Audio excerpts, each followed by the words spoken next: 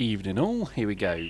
Kicking Dust Part 8. So, this one's going to be a bit more, I guess, energetic.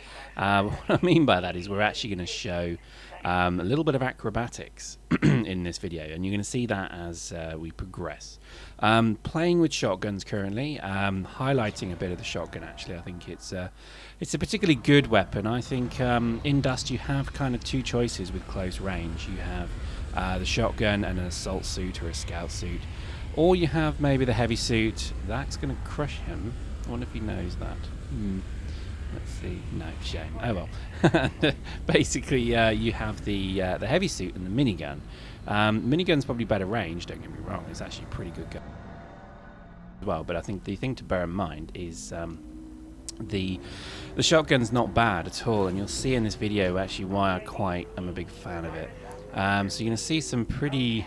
Well, yeah, you see a lot of that. That's how Dust should be played. You've got to, if you've got all four wheels on the ground, you're doing something wrong. So this is the best thing about it. And mechanics of these things is a bit weird. It's the steering wheel is obviously put in there with jelly, and it just seems as if it's not particularly responsive.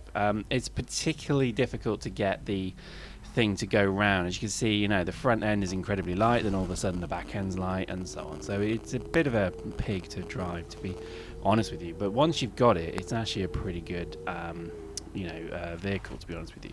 And I think it's like the Warthog from Halo. I think you need to try and use vehicles as much as possible. Just the gun on the back makes them particularly powerful, and I think they're pretty good when you're kind of getting on a roll to try and kill people with the car itself. Anyway, we've spoken about that. So this map particularly is a bit of an odd one because you have this major kind of facility inside, and what we're basically trying to do here is just kind of roll around, dominate the map. I've been on a few games tonight where, to be honest with you, we've just been owned. It's actually kind of bad. At the end of the map, a lot of people are kind of walking away going, "Ooh, that really hurt," because we got owned so badly with, we just got spanked literally.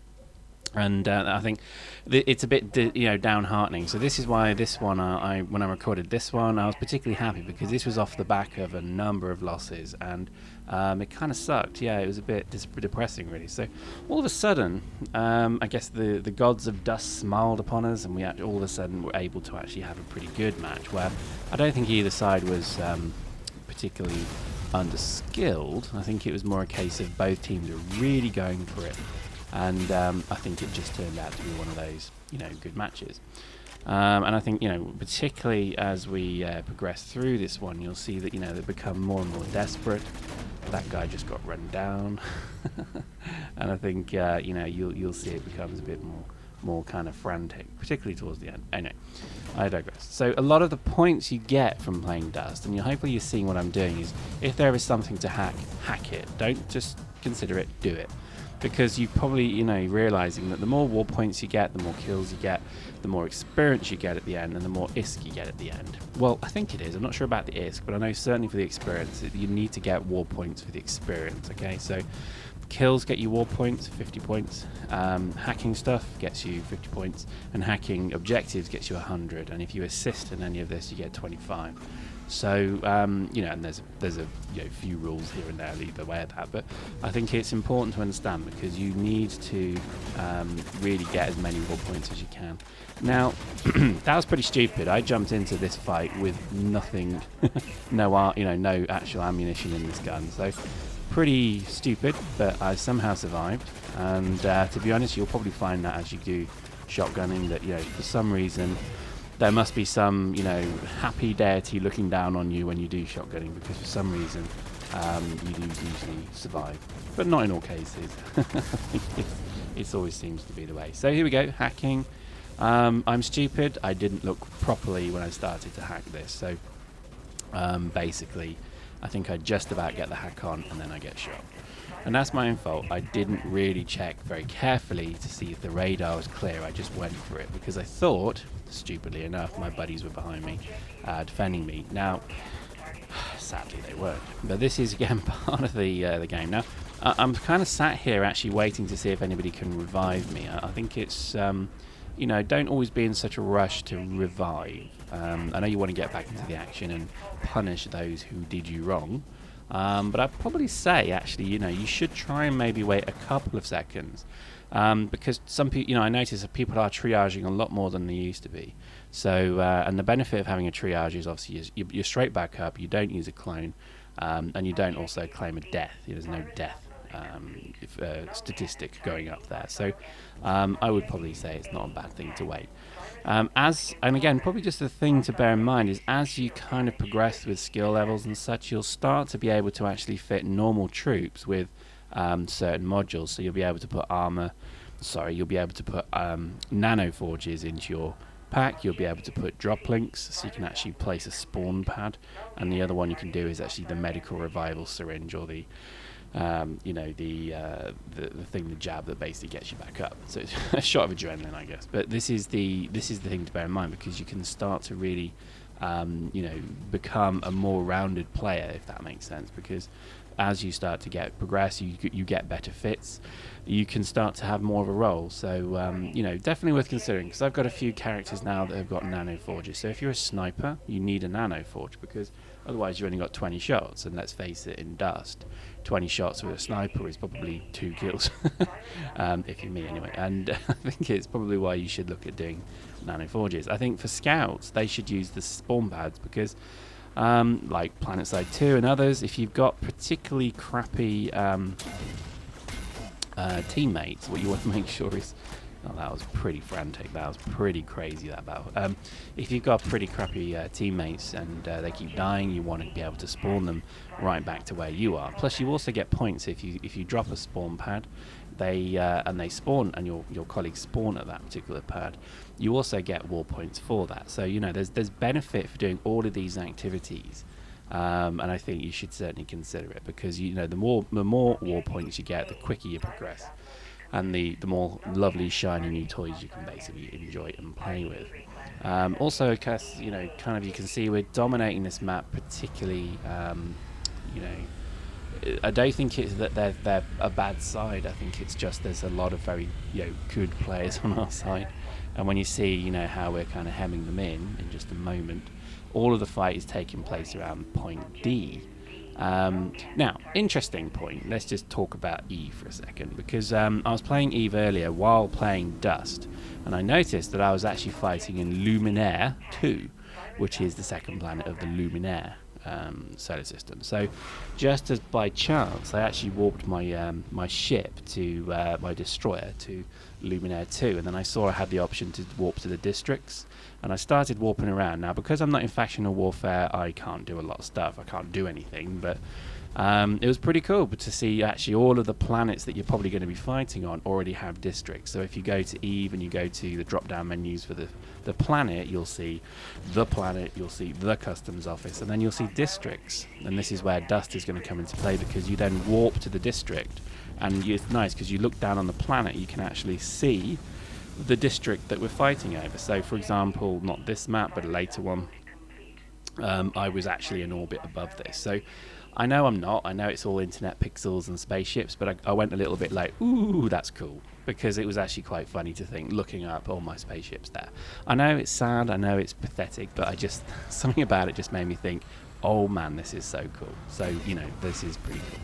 And I know that, you know, for the faction warfare, you've got to be in the factional warfare to do contracts. You've got to be in the factional warfare to also get the bounties and so on from the rather big missions that you do. So we're going to look at that. We're going to let the corp form a little bit more. We've got a few people joining us. We've got a few people who are kind of coming back to Dust and so on. So we're going to let the corp kind of solidify a bit more. Then we're going to go balls deep with factional warfare, because we really have. I mean, you know, as you've seen from some of the Eve videos we've got, we're not short on ISK, so we're quite happy to literally load 100 destroyers, battleships, cruisers, whatever it takes to do planetary bombardment. But I think it's destroyers, if I'm honest. And we're basically going to literally pile them into the system. So yes, we're going to die, yes, we're going to lose stuff, but at the end of the day, the ability to look up and say, shoot here, and have something in Eve then fire down on the planet, oh, that's so cool. You know, I mean, that you could almost say that's literally the reason why I'm playing this game, is to be able to sort of look on one screen and look to the left and say, right, fire, and then see my shit firing into the ground. And I'll do some videos of that because it's going to be just epic once we get that rolling. So that's it. That's the Eve piece, and I think you know, I think it's looking pretty awesome, to be honest with you. So I'm really quite excited about the whole thing, to be honest. So, and I think, you know, Eve and this just together, I think, are going to be pretty cool. I was looking through the contracts column. I've been made a director of the Corp now, so you see a bit more information when you're a director. And one of the things you can do is accept missions. And so instead of just playing Battle of Skirmish or Battle of Ambush, you actually can get involved with factional warfare and then accept contracts from the NPC corporations. And what they are generally set to do is one group of people is set to attack somewhere and the other group of people are set to defend it, and it's basically time based. So I think every 15 minutes there's a mission slot that your corporation can claim and an rival corporation can select. And what that then means is you play a map like this, but it has more purpose because it could be to defend the map for 20 minutes, whatever it may be. And I think this is, and again, we'll do some videos on this because this is, I've only just figured this out today, to be honest with you, but it's looking particularly awesome that you can actually do that. So I'll certainly get that rolling and do some videos of that.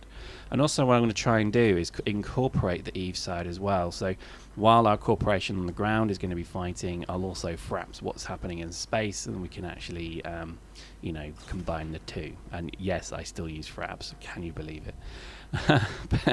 I like it. It's simple. But basically, yeah, we're still, you know, we're going to try and merge the two because I think there's something pretty awesome about that. And again, I think it's the kind of the reason why a lot of us, I guess, are playing, because, you know, we've always dreamt of that link. And one of the things that I'm really quite keen to do is to show some dropship footage as well. I know I've shown a very early video of that in point 2, but I'd really like to show kind of this Myron that I'm creating, and I'm really looking forward to actually using it and basically getting some kills with it. So we'll show that. But what I was thinking is there's got to be a link soon where you can basically actually link from the Myron being loaded into, say, a destroyer, the destroyer warping into the district, and then the destroyer dropping the dropship in low orbit, and then that dropship basically coming down to Earth, and then you appear at the top of the map here in that dropship with your crew loaded.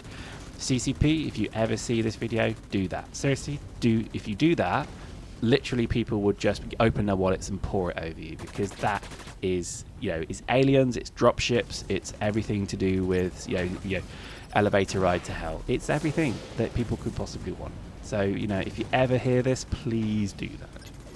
Anyway, that's enough pleading and and begging right now. So you can see, these guys have got balls. I'll give them credit because they're absolutely bringing it with, for some reason, vehicles. But they don't realise that they die with one shot from a swarm launcher, which I don't mind because that gets me a lot killed. But it's pretty crazy that they keep doing it, but fair play to them. And you see here the I don't know if you just saw that guy's warthog. Oh God, I called it a warthog. That guy's vehicle was just blown up with him right behind it. That was pretty funny. And I think, yeah, this is kind of thing to bear in mind, is that it's a pretty quick-paced game. As you can see, people just bring it. You know, I think there's a lovely video years ago by a group called Call of Cthulhu, who did a video called "Be Aggressive," and I think it's always been a great mantra for Eve that, you know, if you're going to play any game, play it with a slight aggression in you, because to be honest, you know, when you play aggressive, if you want to call it that, you play better. And I think, you know, Dust is a prime example of where if you play passively, before long you're going to be spawning as a sniper and you're going to be sat on a hill trying to get the odd kill, and you'll get nothing from it. And if you just, even if you're losing and continually dying, play aggressive, because I think you'll actually find you do better in the long run. Anyway, that's my tip of the day. As you can see, being sniped, some bastard trying to get me. I can't see where he is though. And again, just a word on fits, really. I mean, hopefully you saw that. I was quickly able to sort of change my fitting. Happily was around a supply depot, but that's obviously a good thing. But this is, I think, really the way you should be playing is, you know, have your fits as you see there set for whatever role you need. So obviously just, you know, area denial such as this. You've got anti-armor, you've got snipe, you've got frontline assault rifle, etc. So it's all good stuff, and hopefully you kind of see that, because you know, again, I've stressed, I think, you know, have multiple suits, have multiple fits, and keep your stocks high, because the worst thing is that you run out of your fits halfway through.